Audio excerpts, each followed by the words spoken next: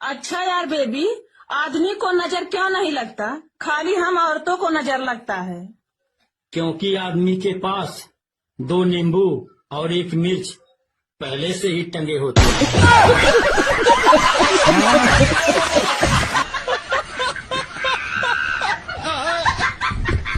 Excuse me, हाँ आपका number मिलेगा? हाँ बिल्कुल मिलेगा, नोट करो। हाँ जी बताइए। 9714 हाँ? 173314।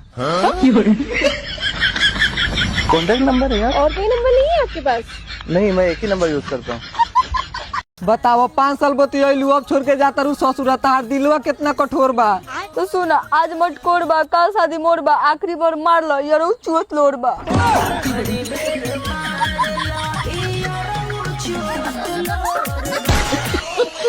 मैडम ये बताइए आपका सपना क्या है? मेरा सपना नेता बनना है। अच्छा, इन्हीं कपड़ों में? हाँ मैडम एक बात बताएं, हाँ। आपको देश खड़ा करना है, देश का नहीं खड़ा करना है।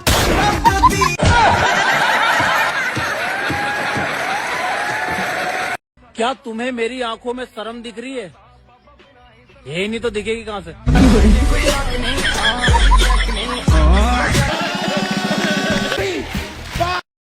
एक आदमी ने अपनी पत्नी के मरने के बाद दूसरी शादी की तो एक दिन उसने अपने 8 साल के बच्चे से पूछा कि बेटा बताओ जरा, वो जो तुम्हारी सगी माँ थी वो ज्यादा अच्छी थी या ये जो सोतेली माँ है ये ज्यादा अच्छी है? तो बेटे ने जवाब दिया कि पापा मेरी जो सगी माँ थी वो झूठी थी, झूठ बोलती थी, और ये जो सोतेली माँ है ये सच्ची है। तो बाप ने बड़े ताज्जुब से पूछा कि वो कैसे? तो बेटे ने जवाब दिया कि पापा अगर मैं कोई शरारत करता था तो मेरी सगी माँ कहती थी अगर ये शरारत दोबारा की तो मैं तुम्हें खाना नहीं दूंगी, लेकिन जब खाने का वक्त होता था तो वो मुझे गलियों से ढूंढ कर लाकर जबरदस्ती खिलाती थी। और ये जो सोतेली माँ है, कल मेरे एक शरारत करने पर उन्होंने मुझे कहा कि अगर दोबारा शरारत की तो मैं तुम्हें खाना नहीं दूंगी। पापा देखिए, उन्होंने सच बोला, मैं कल से लेकर अभी तक भूखा हूँ, खाना नहीं खाया।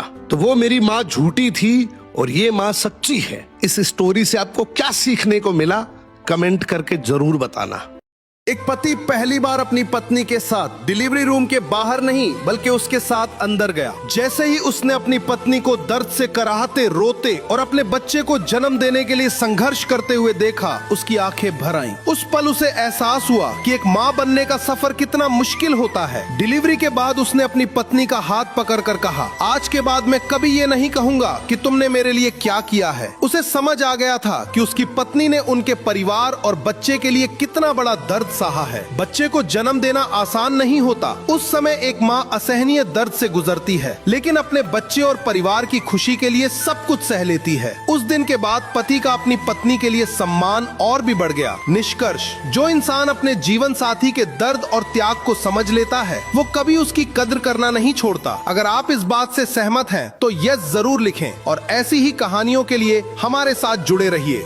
एक नौजवान लड़का एक किसान की बेटी से शादी करना चाहता था। एक दिन वह हिम्मत करके किसान के पास पहुंचा और उसकी बेटी का हाथ मांग लिया। किसान ने उसकी तरफ देखा और मुस्कुराकर कहा, बेटा पहले सामने वाले खेत में जाकर खड़े हो जाओ। फिर किसान ने उसे एक चुनौती दी। उसने कहा, मैं तुम्हारी तरफ 3 बैल छोड़ूंगा, अगर तुम उनमें से किसी एक की पूंछ पकड़ लोगे तो मैं अपनी बेटी की शादी तुमसे कर दूंगा। लड़का खेत में जाकर खड़ा हो गया और पहले बैल का इंतजार करने लगा। किसान ने पहला बैल छोड़ा। उसे देखते ही लड़के के होश उड़ गए, क्योंकि वह बहुत बड़ा और बेहद खतरनाक था। उसने सोचा, इसे छोड़ देता हूँ, अगला शायद आसान होगा, और उसने पहले बैल को जाने दिया। फिर किसान ने दूसरा बैल छोड़ा, लेकिन यह बैल पहले से भी ज्यादा ताकतवर और गुस्सैल था। लड़का फिर डर गया। उसने सोचा, तीसरा बैल इससे बेहतर ही होगा। ये सोचकर उसने दूसरे बैल को भी जाने दिया। जब किसान ने तीसरा बैल छोड़ा तो लड़का बहुत खुश हो गया। वह बैल छोटा और कमजोर दिखाई दे रहा था। लड़के ने सोचा, बस अब मौका मेरे हाथ में है, इसकी पूंछ पकड़ना तो बहुत आसान होगा। जैसे ही तीसरा बैल उसके पास पहुंचा,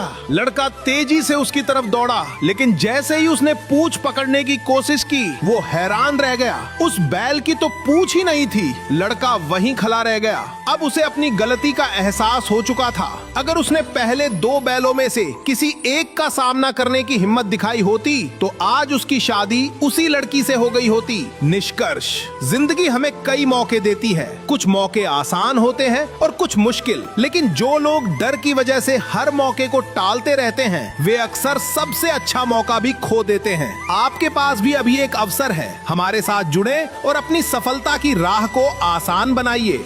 डॉक्टर साहब तेजी से दौड़ते हुए ऑपरेशन थिएटर की तरफ जा रहे थे। जैसे ही वे अस्पताल की लॉबी में पहुंचे, मरीज के घर वालों ने उन्हें घेर लिया। वे गुस्से में बोले, इतनी देर से क्यों आए हैं? हम कब से आपका इंतजार कर रहे हैं, आपको बार बार कॉल करके थक गए। अगर आपका अपना बच्चा होता तब भी क्या इतनी देर करते? डॉक्टर साहब ने बिना कुछ कहे सीधे ऑपरेशन थिएटर की तरफ कदम बढ़ा दिए। करीब 2 घंटे बाद जब वे बाहर आए तो वही लोग फिर उनके पास आ गए। उन्होंने पूछा, डॉक्टर साहब अब बच्चा कैसा है? डॉक्टर साहब ने थके हुए चेहरे के साथ कहा, बच्चा अब खतरे से बाहर है, वो जल्द ठीक हो जाएगा। इतना कहकर वे जल्दी से बाहर जाने लगे, लेकिन लोगों ने उन्हें रोक लिया और बोले, जरा रुकिए भी, अपने आप को क्या समझते हैं, 2 मिनट बात भी नहीं कर सकते? डॉक्टर साहब ने शांत आवाज में कहा, जो भी सवाल हो उनके जवाब नर्स आपको दे देंगी, आप बिल्कुल चिंता मत कीजिए। इतना कहकर वे वहाँ से चले गए। थोड़ी देर बाद नर्स आई और बच्चे की पूरी हालत के बारे में सबको बताया, लेकिन कुछ लोग अब भी डॉक्टर के व्यवहार की शिकायत करने लगे। वे बोले, ये डॉक्टर इतना घमंडी क्यों है? नर्स ने धीरे से कहा, कृपया ऐसा मत कहिए, डॉक्टर साहब बहुत अच्छे इंसान हैं। आपको शायद पता नहीं, आज ही उनके अपने बेटे की सड़क हादसे में मौत हो गई है। हमें भी लगा था कि वो आज नहीं आएंगे, लेकिन जैसे ही उन्हें पता चला कि एक बच्चे की जान बचानी है, वे सब कुछ छोड़कर तुरंत अस्पताल आ गए। और अभी वे इसलिए जल्दी चले गए क्योंकि उन्हें अपने ही बेटे के अंतिम संस्कार में पहुंचना है। ये सुनते ही वहाँ मौजूद सभी लोगों की आंखें झुक गईं। उन्हें अपनी गलती का एहसास हो चुका था। निष्कर्ष, किसी इंसान की पूरी कहानी जाने बिना उसके बारे में राय मत बनाइए, क्योंकि हर मुस्कुराते चेहरे के पीछे कोई न कोई दर्द छिपा हो सकता है। अगर आप इस बात से सहमत हैं तो यस जरूर लिखें और ऐसी ही कहानियों के लिए हमारे साथ जुड़े रहिए। नदी किनारे एक जामुन के पेड़ पर एक बंदर रहता था। उसी नदी में एक विशाल मगरमच्छ भी रहता था। धीरे धीरे बंदर और मगरमच्छ की गहरी दोस्ती हो गई। अब बंदर रोज मगरमच्छ को जामुन तोड़कर खिलाता। एक दिन मगरमच्छ जामुन लेकर अपनी पत्नी के पास गया और बोला, ये मेरे दोस्त ने दिए हैं, देखो कितने मीठे हैं। क्या बात? बंदर मेरा बहुत अच्छा दोस्त बन गया, वो मुझे रोज ऐसे ही जामुन खिलाता है। पत्नी ने जामुन चखे, उसे भी बहुत मीठे लगे और बोली, अगर जामुन इतने मीठे हैं तो जो आपका दोस्त बंदर इन जामुन को खाता है तो उसका कलेजा कितना मीठा होगा। मुझे नहीं पता, मुझे कैसे भी करके इस बंदर का कलेजा चाहिए। अगले दिन मगरमच्छ बंदर के पास गया और बोला, बंदर भाई तेरी भाभी तुझे बहुत याद कर रही है।